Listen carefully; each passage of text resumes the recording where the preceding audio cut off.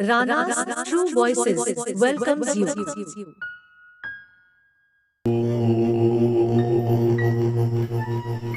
माँ तो आखिर माँ ही होती है।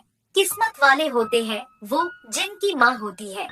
एक औरत अपने पुत्र के साथ रहती थी। जब उसका पुत्र केवल 7 साल का ही था, तब उसके पति रोड एक्सीडेंट में भगवान को प्यारे हो गए। औरत के ऊपर दुखों का पहाड़ टूट पड़ा, क्योंकि उसका पति डेली बेस पर काम करता था। दिन भर जितना कमाता था, उससे बड़ी मुश्किल से परिवार का पालन पोषण ही हो पाता था। उसके पास कोई जमा पूंजी भी नहीं थी। अब औरत के पास अपने पुत्र तथा अपना पेट भरने के लिए मेहनत मजदूरी करने के अलावा कोई और रास्ता नहीं बचा था। दिन भर मेहनत करने के बाद उसको इतना मेहनताना नहीं मिलता था जिससे वह अपना और बेटे का आसानी से पालन पोषण कर सके। फिर भी उसने बेटे को कैसे ना कैसे करके पढ़ा लिखा कर बड़ा किया। बेटे को नौकरी भी लग गई। अब माँ और बेटे का अच्छे से गुजारा होने लगा। माँ भी अब खुश थी। बेटा देखते ही देखते शादी के लायक हो गया।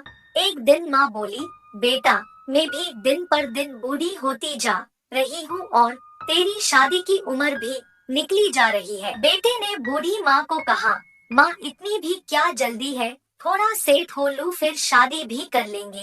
परंतु माँ नहीं मानी, बोली, बेटा मेरा कोई भरोसा नहीं, कब ऊपर से बुलावा आ जाए। मेरी भी अभिलाषा है कि मैं भी बहू और पोते का सुख देख लूं। बेटे ने माँ की बात को समझा और शादी के लिए राजी हो गया। एक दिन विकास की मुलाकात ऑफिस में साथ काम करने वाली नेहा नाम लड़की से हुई।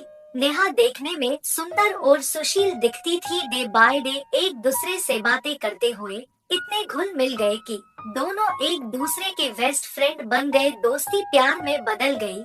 एक साथ जीने मरने की कस्में वायदे होने लगे। विकास ने ये सब बातें माँ को बताई और बोला, माँ, हम दोनों एक दूसरे से शादी करना चाहते हैं। माँ ने तुरंत हामी भरते हुए कहा कि होने वाली बहू को एक दिन घर तो लेकर आ। बेटे ने ये बात नेहा को बताई। नेहा ने कोई ऐतराज नहीं किया और माँ से मिलने चली आई। माँ को भी लड़की भा गई। तीनों के बीच बहुत सारी बातें हुई और माँ ने बेटे से बहू को जल्दी घर लाने को कहा। बेटे ने माँ की बात मानी और दोनों जल्दी ही शादी के पवित्र बंधन में बंध गए। माँ पुत्र और पुत्रवधू एक साथ खुशी से रहने लगे। कुछ दिन तो सब ठीक से चलता रहा। फिर बहू को अचानक पता नहीं क्या हुआ, उसने सासू माँ की शिकायतें अपने पति से करने शुरू कर दी। पुत्र को बहुत बुरा लगा, परंतु उसने संयम रखते हुए पत्नी को कुछ नहीं कहा। पत्नी को समझाते हुए कहा कि मैं सब चेक कर लूंगा। विकास ने नेहा को समझाने की कोशिश की कि आपको कोई गलत फहमी हुई होगी, माँ ऐसा कभी नहीं कर सकती है। परंतु नेहा नहीं समझी। वास्तविकता तो ये थी कि नेहा को सासू माँ के साथ नहीं रहना था, इसलिए ये सब नाटक कर रही थी। नेहा का आतंक दिन प्रतिदिन बढ़ता ही जा रहा था। नेहा बार बार इल्जाम लगाए जा रही थी और विकास उसे हद में रहने के लिए कह रहा था, लेकिन नेहा चुप होने का नाम ही नहीं ले रही थी। एक दिन नेहा ने हद ही कर दी। जोर जोर से चिल्लाना शुरू हो गई कि टेबल पर सोने की अंगूठी रखी थी। मेरे और आपके अलावा इस रूम में आता ही कौन है? हो सकता है अंगूठी माँ ही उठाई होंगी। ये बात सुनते ही विकास के पैरों तले जमीन ही खिसक गई हो। विकास आग बबूला हो गया। मामला उसके बर्दाश्त से बाहर हो गया। आज जब विकास की बर्दाश्त से बाहर हो गई तो उसने नेहा के गाल पर जोर का थप्पड़ जड़ दिया। शादी को हुए अभी 3 महीने ही हुए थे। नेहा ये सहन नहीं कर पाई और घर छोड़कर जाने का फैसला कर लिया। विकास ने और विकास की मां ने बहुत रोका, समझाने की कोशिश भी की, पर नेहा नहीं मानी। घर छोड़कर जाने लगी तो उसने विकास से एक सवाल पूछा कि तुमको अपनी माँ पर इतना विश्वास क्यों? तब विकास ने जो जवाब दिया, उस जवाब को सुनकर दरवाजे के पीछे खड़ी माँ ने सुना तो उसका मन भर आया। विकास ने नेहा को बताया कि जब वह छोटा था तब उसके पिताजी गुजर गए।